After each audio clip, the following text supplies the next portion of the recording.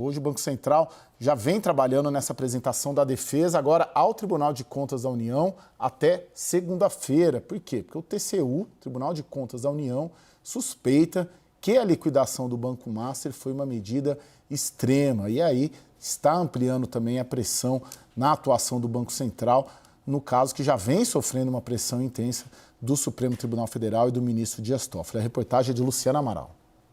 A determinação partiu do ministro do TCU, Jonathan de Jesus, que havia dado um prazo de 72 horas para o Banco Central se explicar. Na ordem, Jonathan se refere à liquidação do Banco Master como uma medida extrema e aponta ver indícios de cronologia atípica do processo decisório que levou ao fim do banco. O ministro cobra explicações sobre os fundamentos que embasaram a liquidação extrajudicial, quais seriam as alternativas menos danosas e como o BC tratou a última oferta de aquisição do Master. O ministro Jonathan de Jesus, um parlamentar do Centrão, foi reeleito deputado federal pelo Republicanos em 2022. Ele chegou ao TCU como parte de um acordo que envolveu a reeleição de Arthur Lira na presidência da Câmara. Desde que o caso Master veio à tona, havia expectativa nos bastidores do Congresso de que o Centrão iria se mobilizar a favor do banco de Daniel Worcaro. O pedido do TCU também amplia o cerco ao Banco Central. O Banco Central também está sob escrutínio do Supremo. Nesta semana, o ministro Dias Toffoli determinou uma acariação entre um diretor do Banco Central e o dono do Master, Daniel Worcaro. A medida, defendida pelos advogados de Worcaro, foi criticada por juristas por contrariar a legislação, a doutrina e a própria jurisprudência do STF, tanto que a Procuradoria-Geral da República pediu um adiamento e, mesmo assim, Toffoli manteve a acariação. A atuação de Toffoli ampliou o debate sobre o envolvimento do Supremo Tribunal Federal no caso Master. O ministro Alexandre de Moraes emitiu 2 notas para negar que teria se reunido com o presidente do Banco Central, Gabriel Galípolo, para interceder pelo Master e negar que teria pressionado até mesmo a Polícia Federal. O escritório de advocacia da família de Moraes tinha um contrato de mais de 3 milhões de reais por mês com a instituição de Worcaro. Luiz Fernando, tem um cerco claro do Dias Toffoli, do Tribunal de Contas da União, ao processo de liquidação do Banco Master levado a campo pelo Banco Central. Na sua visão, esse cerco se justifica? Vamos lá. Para mim, não tem o menor sentido. Como é que funciona, muito rapidamente, um processo como esse, né? O Banco Central, ele só atua, ele fiscaliza o tempo todo as instituições e ele tem um cuidado, porque uma instituição, caso ela falhe, ela pode comprometer todo o sistema. Em que situações o Banco Central realmente pode fazer uma atitude como essa? Quando ele tem documentos muito robustos de que essa instituição não consegue andar para frente. No caso específico do Banco Master, tem um agravante enorme, porque teve uma fraude muito grande quando ele começou aquele processo em que o BRB iria comprá-lo, ele entregou ativos da ordem de 12 bilhões de reais, ativos esses fraudulentos. Então, assim, o banco não tinha a menor condição de andar para frente, ele estava um banco quebrado, estava ainda com alguma liquidez, mas assim, para acabar no curtíssimo prazo, e veio a Polícia Federal por conta dessa fraude toda e prendeu o Worcaro. Quer dizer, não é só o Banco Central que entendeu que aqueles ativos eles eram ativos fraudulentos, mas também a Polícia Federal. Então, no final, o que o Banco Central fez, a partir de uma série de documentos e um entendimento, porque é um acompanhamento diário que acontece com as instituições, a partir desse acompanhamento ele teve todo um quadro que não tinha outra alternativa senão liquidar o banco. O Luiz Fernando, antes de passar para o Daniel, tem um receio, hoje eu conversei também com bastante gente do mercado ali, tem um receio grande de um impacto do ponto de vista da insegurança jurídica que pode gerar se houver uma reversão da liquidação a partir de uma canetada do Dias Toffoli. Como que está esse ambiente entre os agentes econômicos financeiros? Então, assim, é uma dúvida grande, porque sempre foi totalmente sem nenhuma controvérsia quando o Banco Central toma uma atitude como essa. E ele poderia ter intervindo no banco para depois ver se era o caso de liquidar, mas o caso era tão grave que o Banco Central foi direto para a liquidação. Todos têm uma dúvida muito grande, porque se aquele que é o guardião do sistema financeiro, aquele que está olhando para que o sistema financeiro permaneça forte, saudável e que ajude a economia, em vez de trazer problemas para a economia, se ele não tem o poder que sempre teve, né? Assim, na história do Brasil, nunca aconteceu um caso como esse, onde foi questionada a atitude do Banco Central. Ele realmente só toma atitudes, eu tive lá há 4 anos, com base numa documentação muito, muito robusta. E, assim, essa hipótese do Banco Central, do Supremo, cancelar a liquidação, eu nem sei como é que se daria, porque é um banco completamente quebrado, ele tem mais de 40 bilhões de reais em ativos que valem zero. Esse banco, ele não está quebrado, ele está muito, muito quebrado. Então, como é que pode um banco nessas condições voltar a funcionar? Eu não sei como.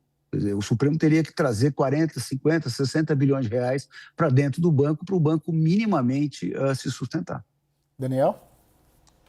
Luiz Fernando, boa noite. Eu queria muito aproveitar a sua experiência como um profundo conhecedor do sistema financeiro, ex-diretor do Banco Central, não de fiscalização, mas que também conhece a área, para perguntar onde o BC errou nesse processo. A gente se dedica dias aqui a debater se houve ali algum tipo de prática, digamos, de advocacia administrativa por parte do ministro Alexandre de Moraes, se Toffoli errou, se o TCU está ultrapassando suas funções e se miscuindo em funções regulatórias e fiscalizatórias. Isso tudo é muito válido e ninguém está dizendo aqui que alguém está fazendo certo ao adotar essa postura de assédio com o Banco Central. Mas só para a gente entender também o procedimento, o Banco Central descobriu, digamos, 3 meses ou 6 meses atrás, praticamente não se falava de como o Banco Master estava quebrado. Não se falava de suspeita de fraudes do Banco Master até a tentativa de aquisição do BRB. O Banco Central errou? Onde errou? E aí não é para a gente detonar o Banco Central, não se trata disso, não. É para fazer uma análise crítica mesmo. O Banco Central errou? Olha, se o Banco Central errou, foi porque ele atrasou muito o processo, né? Tem uma série de documentos que foram enviados ao Banco Central com mais de 1 ano de antecedência à liquidação, em que era apontado claramente a situação do Banco Master. Se não me engano, do FGC, que é aquele garantidor, né, dos passivos do banco, foram mais de 38 documentos, se não me engano, dizendo do que estava acontecendo com o Banco Master, né? A verdade é que já se sabia, o mercado inteiro sabia há mais de 1 ano que tinha um problema seríssimo lá. O problema é que 1 ano atrás esse problema era talvez 50%, 60% do tamanho do problema hoje, né? Para dar uma ideia, se o banco fosse saudável, o FGC não precisaria pagar aos depositantes do banco mais de 40 bilhões de reais para que eles recebam de volta o que eles investiram. Então, assim, é completamente incontroverso o fato de liquidar o banco.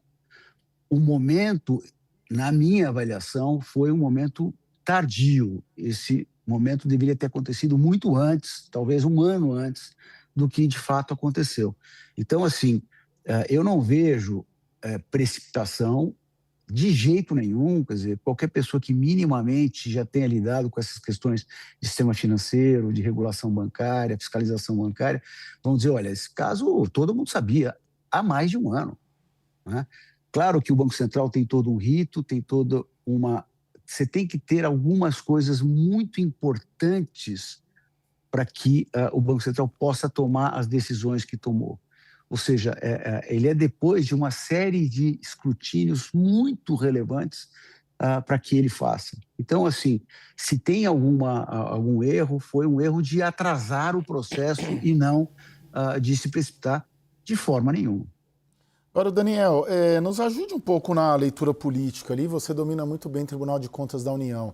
A gente sempre teve essa leitura, logo que estourou, principalmente depois da prisão do Daniel Vorcaro, de que o Centrão se mobilizaria para salvá-lo.